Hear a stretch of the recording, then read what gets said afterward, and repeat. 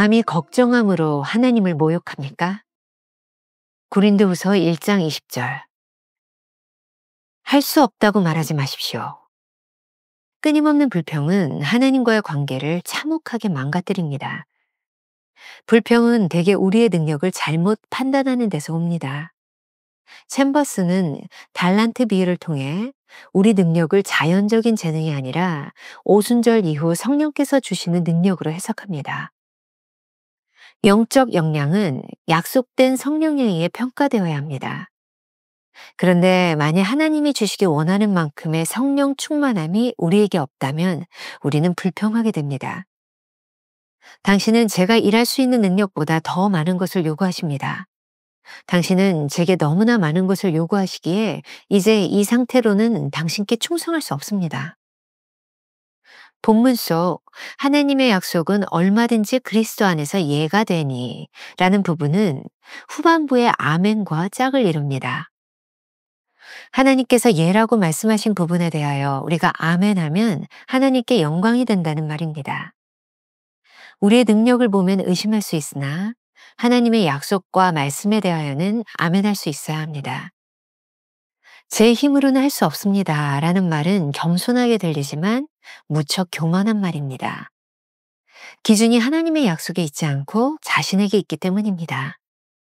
자기 정당화는 하나님을 모욕하는 것입니다.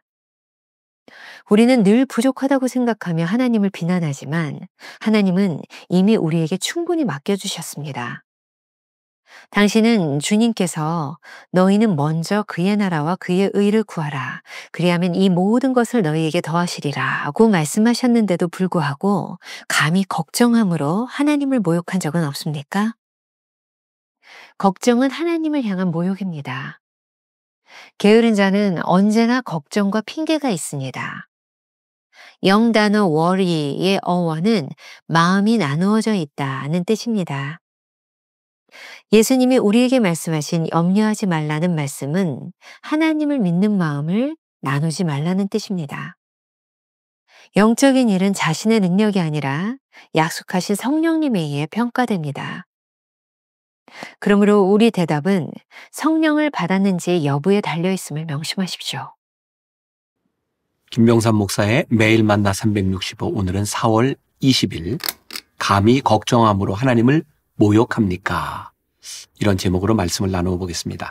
첫 번째 주제, 할 수 없다고 말하지 말라. 끊임없는 불평은 하나님과의 관계를 참혹하게 망가뜨리는 주범입니다. 불평은 대개 우리가 가진 능력을 잘못 판단하는 데서 옵니다. 우리의 재능과 능력은 무엇이며 어디에서 올까요? 챔버스는 마태복음 25장의 달란트의 비유를 통해 우리의 능력을 자연적인 우리의 재능이 아닌 오순절 이후에 성령께서 우리들에게 주시는 능력으로 해석합니다. 우리들에게 준 영적 역량이란 우리가 가지고 있는 재능으로서가 아니라 약속된 성령에 의해 평가되어야 합니다. 그런데 만일 하나님이 주시기를 원하시는 만큼의 성령 충만함이 우리에게 없다면 그때 우리는 이렇게 불평하게 될 것입니다. 당신은 제게 일할 수 있는 능력보다 더 많은 것을 요구하십니다. 당신은 제게 너무나 많은 것을 요구하시기에 이제 이 상태로는 당신께 충성할 수 없습니다. 하나님이 주시는 일을 자연적 인간의 능력으로 하려니 당연히 능력의 한계를 느끼겠죠. 우리가 하나님이 주시는 성령을 받았다면 그 성령님의 역사가 우리 안에서 일어나기를 기대하지 않겠습니까? 고린도후서 1장 20절 말씀에서 우리가 기억해야 할 구절이 있습니다. 하나님의 약속은 얼마든지 그리스도 안에서 예가 되니 라는 부분과 후반부에 아멘이라는 말이 짝을 이루고 있음을 보아야 합니다. 하나님께서 예라고 말씀하신 부분에 대하여 우리가 아멘하면 하나님께 영광이 된다는 말입니다. 우리가 아는 것처럼 아멘은 정말 그렇다, 진실로라는 뜻을 가진 히브리어입니다. 이렇기 때문에 우리는 기도나 찬송의 마지막을 아멘으로 끝맺음합니다.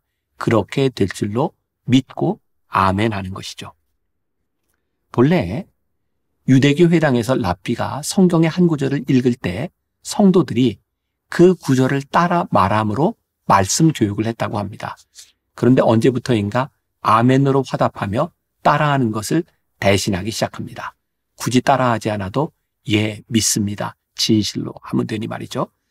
아무튼 이러한 전통을 따라 개신교에서는 목회자가 설교 중 중요한 구절을 말하거나 말씀을 인용하게 되면 아멘 하고 따라하게 되었던 것이라 생각합니다. 그런데 성경에 보면 아멘의 본래 의미를 잘 보여주는 구절들이 있습니다.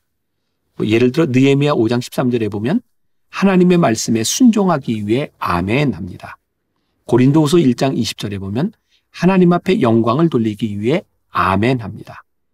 에베소서 3장 21절에 보면 하나님 앞에 축복받기 위해 믿음으로 아멘 합니다. 그리고 계시록 1장 7절, 22장 21절에 보면 하나님의 약속의 말씀을 믿고 확신할 때 아멘 합니다. 우리의 능력을 보면 의심할 수 있으나 하나님의 약속과 말씀에 대해서는 아멘할 수 있어야 합니다. 하나님의 일은 하나님의 약속에 의해서만 평가됩니다. 제 힘으로 할 수 없습니다 라는 말은 겸손하게 들릴지 모르지만 무척 교만한 말입니다. 이렇게 말할 때 이 일에 대한 기준이 하나님의 약속에 근거하지 않고 자신에게 있다는 의미이기 때문입니다. 우리가 기억해야 될 한 줄 노트. 하나님께서 약속하신 일에 대하여 함부로 내 힘으로 할 수 없다는 교만한 말을 하지 않도록 하십시오. 두 번째, 자기 정당화는 하나님을 모욕하는 것이다.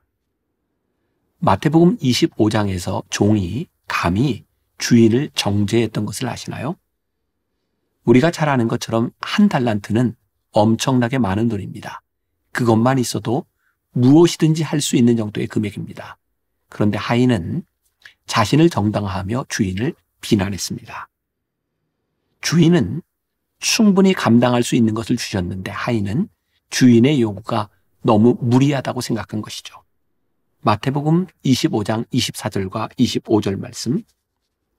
한 달란트 받았던 자는 와서 이르되 주인이여 당신은 굳은 사람이라 심지 않은 데서 거두고 해치지 않은 데서 모으는 줄을 내가 알았으므로 두려워하여 나가서 당신의 달란트를 땅에 감추어 두었나이다. 보소서 당신의 것을 가지셨나이다. 이 사람은 주인이 어떤 사람인지를 잘 알지도 못하면서 주인을 모욕하고 있습니다. 그런데 이런 불신앙이 우리에게도 똑같이 나타납니다. 늘 부족하다고 생각하며 하나님을 비난하지만 이미 하나님은 우리에게 충분한 것을 맡겨주셨습니다. 챔버스의 말입니다. 당신은 주님께서 너희는 먼저 그의 나라와 그의 의를 구하라. 그리하면 이 모든 것을 너희에게 더하시리라고 말씀하셨는데도 불구하고 감히 걱정함으로 하나님을 모욕한 적은 없습니까? 걱정하는 사람은 하나님을 모욕하는 것입니다. 육신적으로는 나에게는 한 번도 좋은 기회가 찾아오지 않았어 라고 말하면서 영적으로는 하나님의 성품을 헐뜯으면서 그렇게 말합니다. 이런 자들을 향해 주님은 이렇게 질책하셨습니다. 마태복음 25장 26절. 그 주인이 대답하여 이르되 악하고 게으른 종아 나는 심지 않은 데서 거두고 해치지 않은 데서 모으는 줄로 내가 알았느냐. 게으른 자의 특징은 언제나 걱정과 핑계가 있다는 것입니다. 걱정을 뜻하는 영어 단어 worry라는 말이 있죠. 이 말은 메림나오라는 그리스도에서 나왔습니다. 이 단어는 나누다라는 뜻과 마음이라는 뜻이 합쳐진 것입니다. 어원을 따져보면 걱정이라는 말은 마음이 나눠진다는 뜻입니다.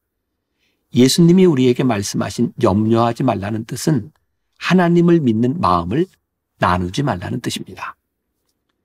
신학자들이 1세기 초대 교인들의 삶이 기록된 서류들을 뒤지다가 그들의 문서에서 이런 이름을 가진 사람의 수가 굉장히 많다는 사실에 놀랐습니다. 예를 들면 이런 이름이었습니다. 티테이오스 존, 티테이오스 폴, 티테이오스 바나바? 이렇게 이름 앞에 특별한 단어가 붙어 있는 것이었어요. 티테이오스. 이게 무슨 의미였을까요? 티테이오스라는 말은 염려하지 않는 사람이라는 뜻입니다.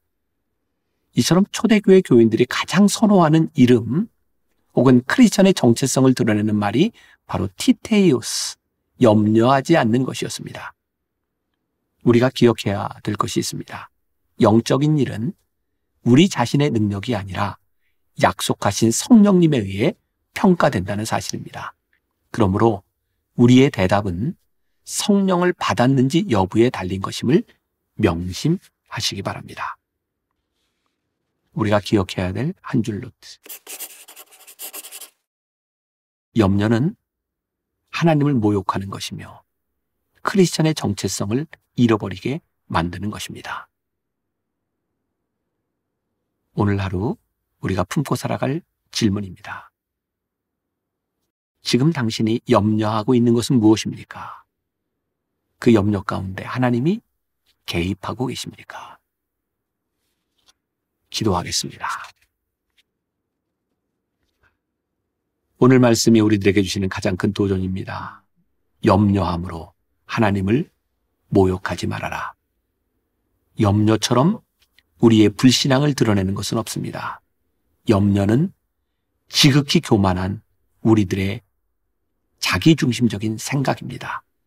하나님이 허락하셨는데, 하나님이 우리와 함께 하시는데, 하나님께서 우리들에게 성령을 보내주셨는데 왜 우리는 이렇게 염려하며 살아갈까요? 주님 앞에 우리의 마음을 내어놓습니다. 우리의 생각을 내어놓습니다. 우리의 교만을 내어놓습니다. 그리고 온전히 주님을 의지하며 하나님이 함께 하시면 우리가 할 수 있습니다. 믿음으로 고백합니다. 더 이상 염려가 아닌 믿음과 확신 가운데 거하는 주의 백성들이 되게 하여 주옵소서. 예수님의 이름으로 기도했습니다. 아멘. 하나님께서 약속하신 일에 대하여 함부로 내 힘으로 할 수 없다는 교만한 말을 하지 않도록 하십시오. 염려는 하나님을 모욕하는 것이며 그리스도인의 정체성을 잃어버리게 만듭니다.